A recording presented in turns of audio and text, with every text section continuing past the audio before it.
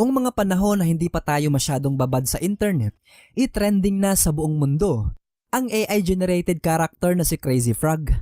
Pumatok kasi ng gusto noong mid-2000s ang kanyang mga remix music na bukod sa nakakaindak, mayroon ding nakakaaliw na mga music video.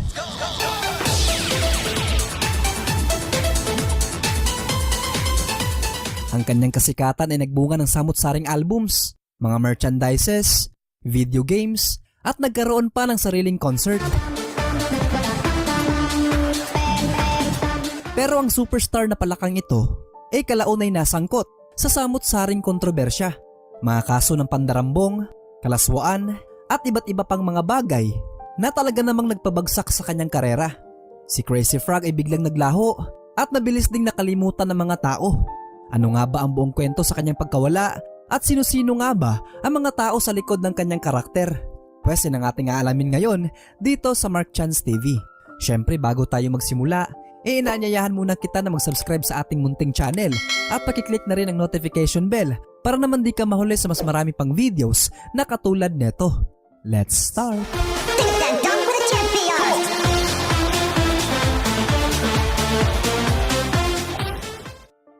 Noong 1997 ay isang estudyante nga mula sa bansang Sweden ang nirecord ang kanyang sarili habang ginagaya ang tunog ng isang two-stroke engine.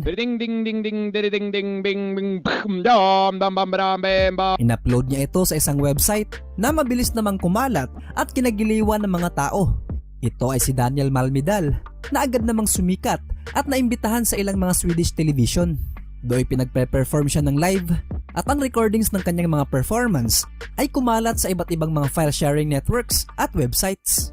Makalipas ang 6 na taon, year 2003, inadiskubre ito ng isang digital artist na may pangalang Eric Wernquist.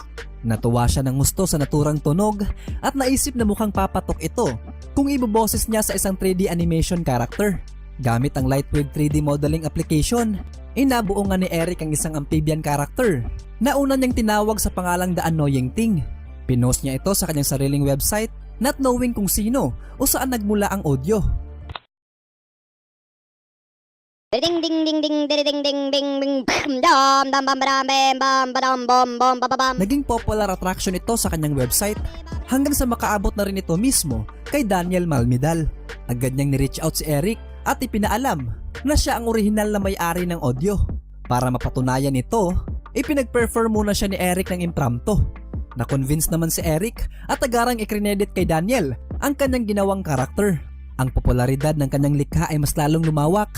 Pinag-usapan at kalaunay pinagkainteresan ng biggest ringtone company na Jamba. Sa mga panahon kasi na ito ay keypad pa o colored cellphone ang ginagamit ng mga tao. Kaya namat malaking libangan talaga noong araw ang mga ringtone na mayroong iba't ibang tunog at karakter. Para sakyan ang popularidad ng The Annoying Thing, ay binayaran nga ng Jamba itong si Eric at sinimulang i-market bilang ringtone sa gitnang bahagi ng 2004. Binago na rin ng Jamba ang pangalan nito at ginawang The Crazy Frog. Actually tutol si Eric sa naturang pangalan sapagkat unang-una ay hindi naman daw talaga ito palaka at lalong hindi rin daw baliw. Gayunpaman ay hinayaan na lamang niya ito sapagkat hindi naman siya umaasa na mas magtatagumpay pa ang Crazy Frog. Ngunit doon nga siya nagkakamali sapagkat si Crazy Frog ay nanguna sa may pinakamaraming subscription ng ringtones.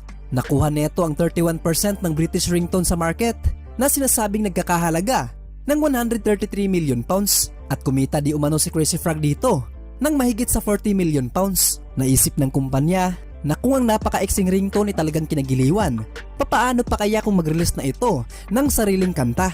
Sa tulong ng mga malikhaing music producers na sina Wolfgang Boss at Bass Bumpers, na-release nga ni Crazy Frog ang kanyang kauna-unahang single noong May 17, 2005. Ito ay pinamagatang Axel F na orihinal na nagmula sa 1980s film na Beverly Hills Cop.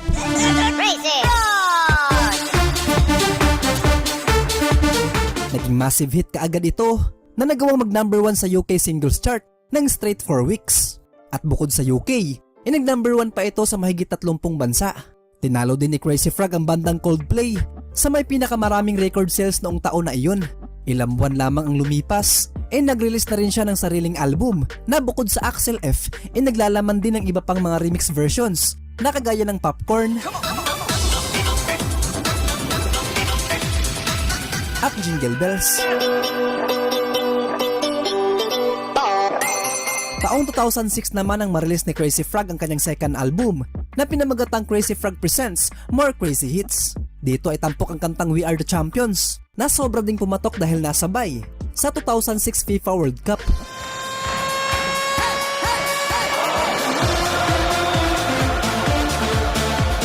Matapos nun inagsilabasa na ang mga video games na inspired kay Crazy Frog, iba't ibang mga merchandises.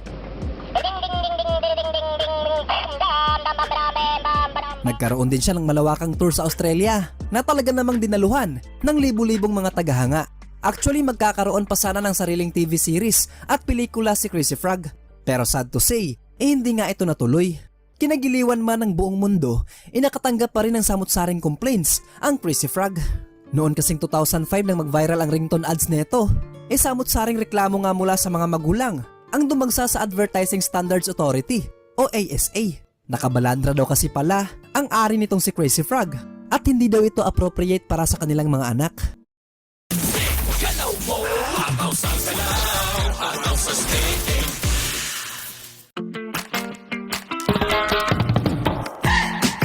Cadbury Dairy Milk Hazelnut.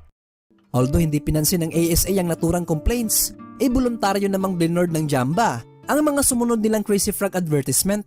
Bukod sa mga kumpanya sinimantala din ng mga masasamang loob ang katanyagan ni Crazy Frog. Isang computer virus din kasi ang kumalat noon sa iba't ibang mga file sharing networks na nakapangalan kay Crazy Frog at talagang nakapambiktima ng napakaraming users.